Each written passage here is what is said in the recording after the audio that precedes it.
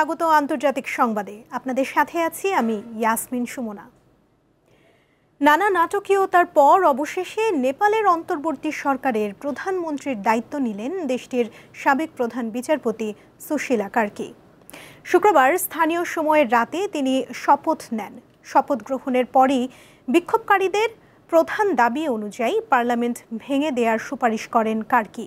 পরে তার আহ্বানে পার্লামেন্ট অবলুপ্ত করেন প্রেসিডেন্ট রামচন্দ্র পাউদেল। একই সাথে 2026 সালের 5ই মার্চ নেপালে সাধারণ নির্বাচনের ঘোষণা দেয়া হয়। এদিন সুশীলার নেতৃত্বে ছোট মন্ত্রিসভার একটি সরকার গঠিত হয় এবং আগামী কয়েকদিনের মধ্যে নতুন মন্ত্রিসভার সদস্য সংখ্যা বৃদ্ধি করা হবে।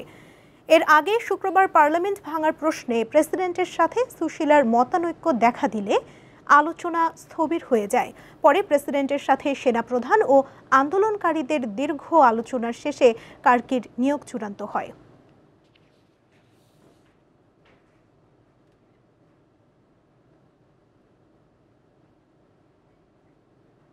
নেপালে সুশাসনের ঘাটতি আর দুর্নীতির কারণে তরুণ প্রজন্ম সরকারের বিরুদ্ধে মাঠে নামলেও এতে যুক্তরাষ্ট্র, ভারত ও চীনের উপস্থিতি ছিল, এমনটাই মনে করেন দক্ষিণ পূর্ব এশিয়ার ইতিহাস ও রাজনীতি বিষয়ক গবেষক আলতাফ পারভেজ। দেশটির নেতারাই এই পরিস্থিতির জন্য দায়ী বলে মনে করেন তিনি। এশিয়ার কয়েকটি দেশে সরকার হটানোর ক্ষেত্রে বেশ কার্যকরী ভূমিকা রাখে নতুন প্রজন্ম, বিশেষ করে জেনারেশন জেড বা জেনজিরা সামনের সারিতে থেকে সরকারের বিরোধী অভ্যুত্থানের নেতৃত্ব দেন। সামাজিক যোগাযোগ মাধ্যমের ব্যবহার জেনজিদের বিক্ষোভে নতুন মাত্রা যোগ করে। নেপালেও এমনটাই ঘটে। সামাজিক যোগাযোগ মাধ্যমের উপর সরকারের নিষেধাজ্ঞা জারি আগুনে ঘি ঢেলেছে। মাত্র 1.5 দিনের বিক্ষোভে পতন ঘটে কেপি শর্মা ওলির সরকারের। সবগুলো ঘটনায় দুটো প্রধান ব্যাপার আছে। একটা হলো তরুণরা নেতৃত্ব দিচ্ছে, কিশোর তরুণরা, আর একটা হলো সোশ্যাল মিডিয়াকে ব্যবহার করেই মূলত অভ্যুত্থানগুলো হচ্ছে। তো এই দুটো ক্যারেক্টারের মিল আছে আর কি। এবং এই অঞ্চলে কোনো দেশেই কিন্তু রাজনীতিক স্থিতিশীলতা খুব একটা আসছে না। তিনি বলেন, নেপালের এই গণজোয়ারের নেপথ্যে রয়েছে বৈশ্বিক রাজনীতি, যেখানে যুক্তরাষ্ট্র, ভারত, চীনের মতো শক্তিগুলোর সম্পৃক্ততা আলোচনায় রয়েছে। যে দুটো দল এই অভ্যুত্থানকে খুব জোরে সোরে সমর্থন করছে এবং যে দুটো দলের কর্মীরা বিভিন্ন ভাঙচুরে বিশেষভাবে যুক্ত ছিল, তার একটা হলো প্রজাতন্ত্র পার্টি, এটা হলো ভারতপন্থী একটা দল। এরা নেপালকে আবার হিন্দু রাষ্ট্রে পরিণত করতে চায় এবং নেপালের রাজতন্ত্র ফিরিয়ে আনতে চায়। সেই কারণে একটা যোগসূত্র সবাই অনুমান করছে। আরেকটা দল হলো নেপালের স্বতন্ত্র পার্টি, এটা তরুণদের দল। তো এইটা গঠনে আবার যুক্তরাষ্ট্রের বিশেষ সহায়তা, ইন্ধন ইত্যাদি ছিল বা আছে। ফলে এখানে ধারণা করা হয় যুক্তরাষ্ট্র এবং ভারতের এটা যৌথ ম্যাচ বা যৌথ সংশ্লিষ্টতা থাকতে পারে। এশিয়ায় রাজনৈতিক স্থিতিশীলতা ঝুঁকির মধ্যে রয়েছে বলে মনে করেন এই বিশ্লেষক। বিশ্বের সংঘাতের ভর কেন্দ্র আগে ছিল মধ্যপ্রাচ্য, এখন সেটা সংঘাতের ভর কেন্দ্র চলে এসেছে চীনকে ঘিরে। ফলে এখন এশিয়ায় অনেক কিছু দেখবো আমরা, বিশেষ করে চীনের চারপাশে, ভারতের চারপাশে অস্থিতিশীলতা দেখব। কিন্তু এটা অবশ্যই একটা স্পষ্ট সংকেত, এই অঞ্চলে রাজনৈতিক উত্থান পতন ঘটবে, মানচিত্র ভাঙচুর হবে, এখানে রাজনৈতিক অস্থিরতা অনেক দিন চলবে। শক্তিগুলো ক্ষমতায় আশরাফ শুভ, দীপ্ত সংবাদ, ঢাকা। করে নেপালে অবরুদ্ধ গাজায় একদিনে হামলা চালিয়ে 38 ফিলিস্তিনিকে হত্যা করেছে ইসরায়েল। আহত হয়েছেন 200 জন। ফিলিস্তিনের স্বাস্থ্য মন্ত্রণালয় জানিয়েছে, শুক্রবার চালানো এসব হামলায় ধ্বংস হয়ে যাওয়া ঘরবাড়ির নিচে অনেকে চাপা পড়ে আছেন। এদিকে গাজা শহরে হামলার তীব্রতা বাড়িয়েছে নেতানিয়াহুর সেনারা। শহরে বাস্তুচ্যুতদের আশ্রয় দানকারী জাতিসংঘের একটি স্কুলে হামলা চালানো হয়েছে। এছাড়া বোমা মেরে গুড়িয়ে দেওয়া হয়েছে একটি বহুতল আবাসিক ভবনও। এদিকে ফিলিস্তিনের সংকট নিরসনে দ্বিরাষ্ট্র গঠনের একটি ঘোষণাপত্র অনুমোদনের পক্ষে সংখ্যাগরিষ্ঠ ভোট দিয়েছে জাতিসংঘ সদস্যরা। শুক্রবার সাধারণ পরিষদে 142টি দেশ এর পক্ষে ভোট দেয়। এদিন ভোট দেয়া থেকে বিরত থাকে 12টি দেশ এবং বিপক্ষে অবস্থান নেয় 10টি।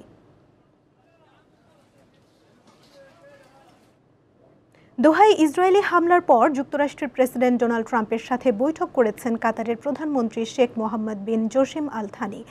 নিউ ইয়র্কে স্থানীয় সময় শুক্রবার এক নৈশভোজে অংশ নেন দুই নেতা। এ সময় বিভিন্ন ইস্যুতে আলোচনা হয়। এর আগে শেখ মোহাম্মদ বিন জসিম আল থানি হোয়াইট হাউসে মার্কিন ভাইস প্রেসিডেন্ট জেডি ভ্যান্স ও পররাষ্ট্রমন্ত্রী মার্কো রুবিওর সঙ্গে বৈঠক করেন। সেখানে তারা দোহায় ইসরায়েলি হামলা এবং যুক্তরাষ্ট্র ও কাতারের নিরাপত্তা সমঝোতা নিয়ে আলোচনা করেন। গত মঙ্গলবার দোহায় হামাস নেতাদের লক্ষ্য করে হামলা চালায় ইসরায়েল। ওই হামলায় কাতারের একজন নিরাপত্তা কর্মকর্তা ছাড়াও হামাসের 5 সদস্য নিহত হয়। যুক্তরাষ্ট্রের ইউটা অঙ্গরাজ্যে প্রেসিডেন্ট ডোনাল্ড ট্রাম্পের ঘনিষ্ঠ মিত্র চার্লি কার্ক হত্যার ঘটনায় জড়িত সন্দেহে এক যুবককে গ্রেফতার করেছে পুলিশ। স্থানীয় সময় শুক্রবার ইউটার গভর্নর স্পেন্সার কক্স বিষয়টি নিশ্চিত করেন। রয়টার্স জানিয়েছে, গ্রেফতারকৃত 22 বছর বয়সী ওই ব্যক্তির নাম টাইলার রবিনসন। প্রতিবেদনে বলা হয়, সন্দেহভাজন অভিযুক্ত ব্যক্তি তার এক বন্ধুকে ইঙ্গিত দিয়েছিলেন যে হত্যাকাণ্ডে তার সম্পৃক্ততা রয়েছে। পরে বৃহস্পতিবার ওই বন্ধু ওয়াশিংটন কাউন্টি শেরিফ অফিসে বিষয়টি জানায়। স্থানীয় জেল কর্তৃপক্ষ জানিয়েছে, প্রাথমিকভাবে পরিকল্পিত হত্যা, অস্ত্র ব্যবহার করে গুরুতর অপরাধ সংগঠন এবং ন্যায়বিচার বাধাগ্রস্ত করার অভিযোগে রবিনসনকে গ্রেফতার করা হয়েছে। তবে এখনও আনুষ্ঠানিক কোনো অভিযোগপত্র দাখিল করা হয়নি। আগামী কয়েকদিনের মধ্যে আনুষ্ঠানিক অভিযোগপত্র প্রস্তুত করার কথা জানিয়েছে সংশ্লিষ্ট কর্তৃপক্ষ। মিয়ানমারের রাখাইন রাজ্যের একটি স্কুলে জান্তা বাহিনীর বিমান হামলায় শিশুসহ কমপক্ষে 22 জন বেসামরিক নাগরিক নিহত হয়েছে। আহত হয়েছেন 20 জন। শুক্রবার দেশটির সংবাদ মাধ্যম ইরাবতী জানায়, রাজ্যের আরাকান আর্মি নিয়ন্ত্রিত কিয়াউ কতাও শহরে একটি বেসরকারি বোর্ডিং স্কুলে বোমা হামলা চালানো হয়। স্কুলে হামলার বিষয়ে উদ্বেগ প্রকাশ করেছে ইউনিসেফ। এক বিবৃতিতে সংস্থাটি জানায়, রাতের বেলায় হামলা চালানোয় ঘুমন্ত অবস্থায় শিশুরা মারা গেছে। এ সময় শিশুদের ওপর সহিংসতা বন্ধে জোর দেওয়া হয়। আফ্রিকার দেশ ডিআর কঙ্গোর উত্তর পশ্চিমাঞ্চলে পৃথক 2 নৌকা দুর্ঘটনায় কমপক্ষে 193 জনের মৃত্যু হয়েছে। নিখোঁজ রয়েছেন 1.5 শতাধিক মানুষ। কঙ্গোর সরকারি সূত্র জানায়, ইকুয়েটর প্রদেশে বুধবার ও বৃহস্পতিবার এই 2টি দুর্ঘটনা ঘটে।